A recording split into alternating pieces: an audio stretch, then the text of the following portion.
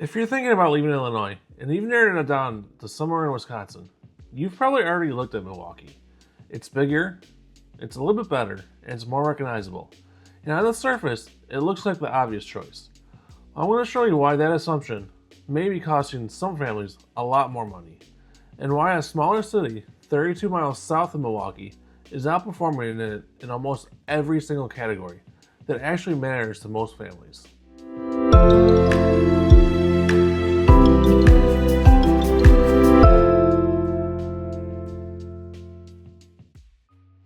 I'm Chad Scott with eXp Realty here in Kenosha, Wisconsin. I help families relocate here from Illinois every single week. And this question, Kenosha and Milwaukee, comes up consistently. So today I'm going to give you the real numbers.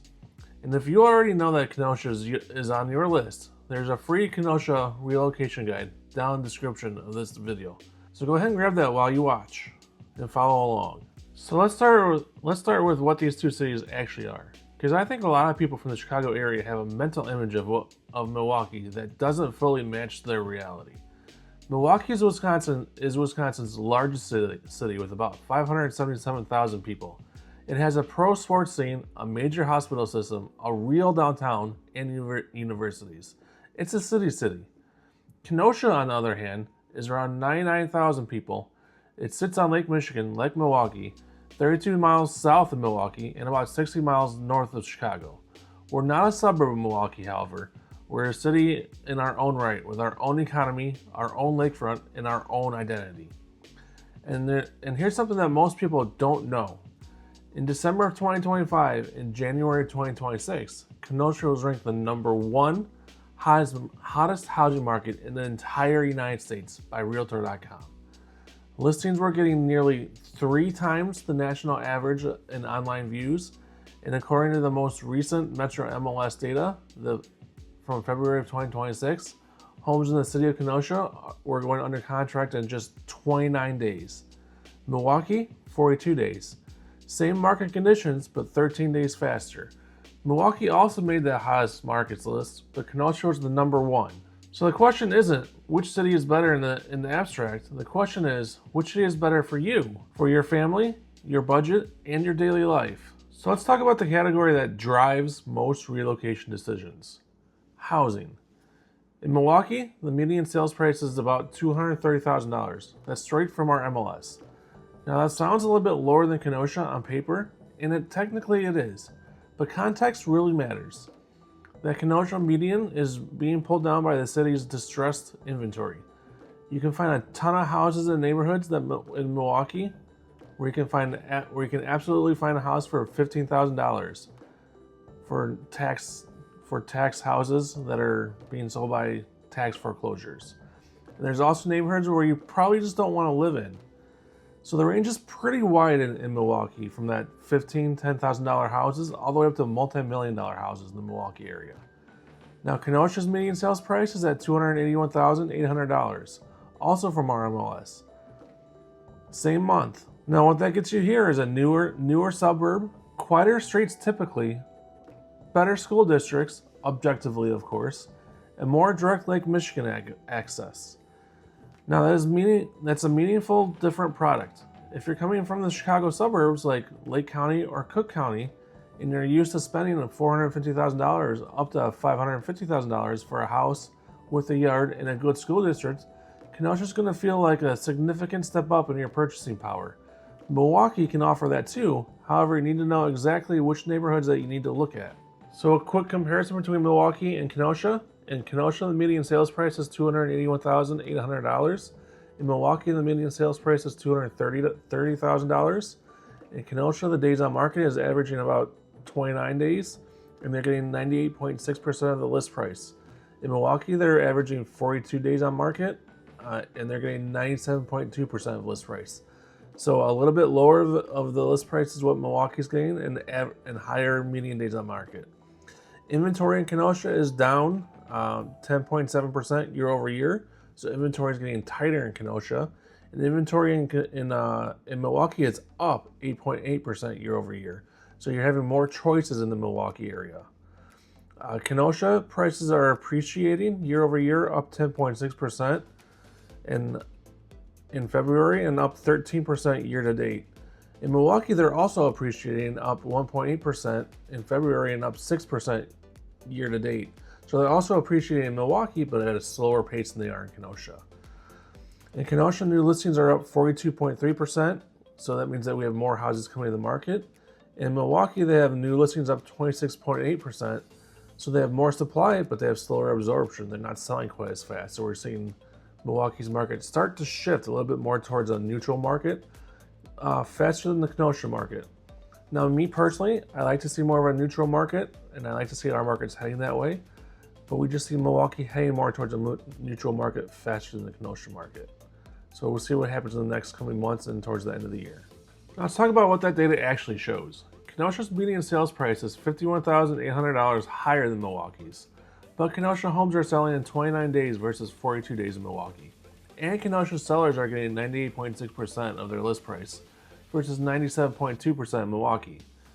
The demand signal is clear. Kenosha isn't just more expensive, it's more competitive than Milwaukee right now. And inventory in Kenosha is shrinking while Milwaukee is growing. So that just means that the window to buy well in Kenosha is narrowing. So if you're moving with kids, two things are going to matter more than anything else on this list: safety and schools. And I want to be direct about Milwaukee because I think people deserve honest information. Milwaukee's violent crime rate is approximately 1,438 per 100,000 residents. That is nearly 5 times the Wisconsin state average. In 2025, homicides in the city rose to 142 in the city itself, which the city acknowledges going in the wrong direction compared to the national trend. Now, Milwaukee is not uniformly unsafe. We ourselves love going there all the time to visit and do things. And there are excellent neighborhoods: Bayview, Story Hill, North Point. If you know where you're looking and you're working with someone who knows the city, you can absolutely find a safe, family-friendly pocket in Milwaukee. But for someone relocating from out of state, navigating that complexity adds a layer of risk that most families just don't need. Now, Kenosha's violent crime rate is approximately 390 per 100,000, still something to be aware of, and concentrated primarily in the downtown corridor, not the residential neighborhoods where most families are buying right now. Kenosha County as a whole ranks in the 53rd percentile for safety nationally, meaning that it's safer than 53% of U.S. counties. On schools, Kenosha has an above-average public schools rating, according to Niche, with multiple well-rated schools across Pleasant Prairie and the western suburbs of Kenosha. Kenosha Unified School District is the third largest in the state, and the suburban pockets within it consistently perform really well.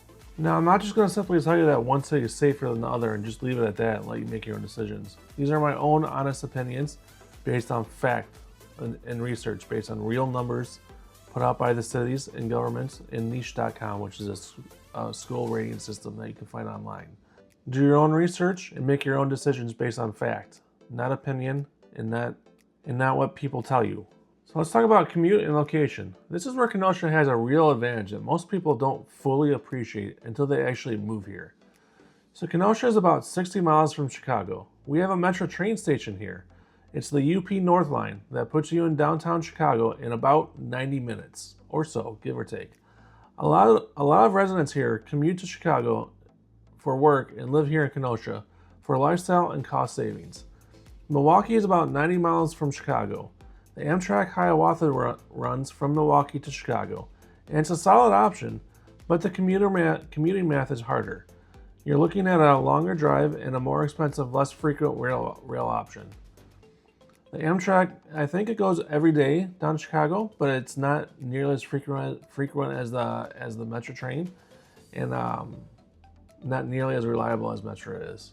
If you still have a job in Chicago and you're trying to reduce your cost of living, Kenosha is generally a smarter play. You stay connected to the Chicago economy while still living here in Wisconsin on Wisconsin costs.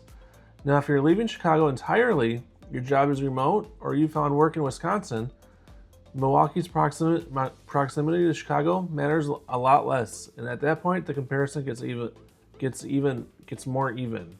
So let me tell you what daily life actually looks like in both cities, because numbers only tell you part of the story. It doesn't tell you what it's actually like to live there.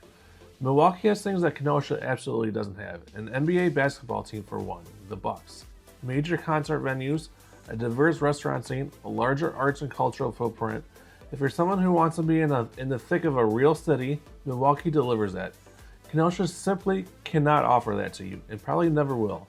Kenosha, though, has things that are harder to put on paper. 3 miles of Lake Michigan shoreline, more when you add in Pleasant Prairie and Summer shoreline. A functioning downtown that's in the middle of a $450 million redevelopment. A community where your kids can actually ride bikes in the neighborhood. And you're 90 minutes from downtown Chicago and only about 45 minutes from Milwaukee. So when you want a city, you get it really quickly. You just don't live in it. I hear this consistently from families who've relocated here from Chicago, from the Chicago suburbs. They don't realize how much they were giving up in their daily quality of life just to be close to the action. Kenosha gives you the space, the safety, and the access without making you choose. Kenosha doesn't ask you to give up anything. You get the space, the safety, and the access. Milwaukee asks you to navigate more to find that. So who should actually choose Milwaukee over Kenosha?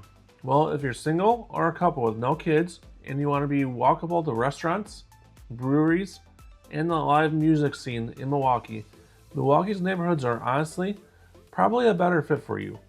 If you're working in Milwaukee itself in healthcare, education, or downtown industry, living in the city just makes the obvious sense for you. And if you generally want to be in an urban environment, not a suburb, not a smaller city, then Milwaukee is probably the right call for you. However, if you're moving with a family, if schools, safety, yard space, and commute flexibility to Chicago matter, then the data consistently points to Kenosha. And I'm not saying that because I sell homes here. I'm saying it because of the numbers say it. So if you want to understand what your budget actually gets you in Kenosha right now, what's active, what's selling, what neighborhoods are the best for you and your family, I would love to have that conversation with you. The link is in the description to book a free 15-minute call or get a free location guide that I put together, specifically for families moving from Illinois or anywhere in the country. If this was useful to you, subscribe. I do this every single week and drop a new video with real data from the Kenosha market. I'll see you in the next one.